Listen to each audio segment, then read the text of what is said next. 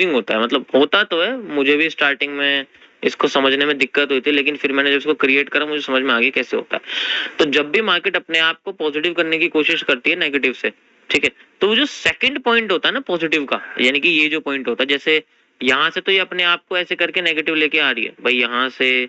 यहाँ तक ये नेगेटिव लेके आ रही है, तो यहाँ तक तो इसके जितने एंगल्स हैं वो सारे नेगेटिव है, ठीक है, सारे एंगल्स इसके नेगेटिव होंगे,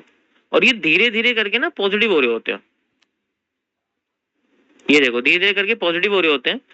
और जो पहली बार एंगल पॉजिटिव होता है, नेगेटिव पॉजिटिव दोनों होता है, मतलब आसपास होता है,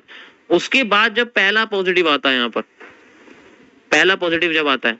वो पहली रीटेस्टिंग होती है, और जब दूसरा पॉजिटिव आता है वो दूसरी रीटेस्टिंग होती है, और ये रीटेस्टिंग बेसिकली इस स्ट्रक्चर के 50% रीजन के नीचे होना चाहिए। अगर 50% रीजन के ऊपर है तो फिर तो कोई फायदा ही नहीं, फिर तो बेकार है,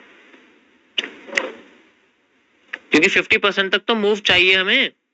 उसके बाद अगर रिवर्स कर दे वो अलग बात है, 50% तक तो मूव चाहिए, तो इसलिए ये 50% एरिया में आती है इस तरीके से। और यहाँ पर मार्केट में सबसे पहले इस एरिया का एक ब्रेकआउट होता है, और फिर रिटेस्ट देने के लिए मार्केट नीचे आती है,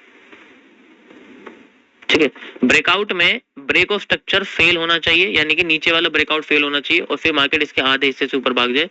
बेंडिंग स्टार्ट हो जाती है। सभी को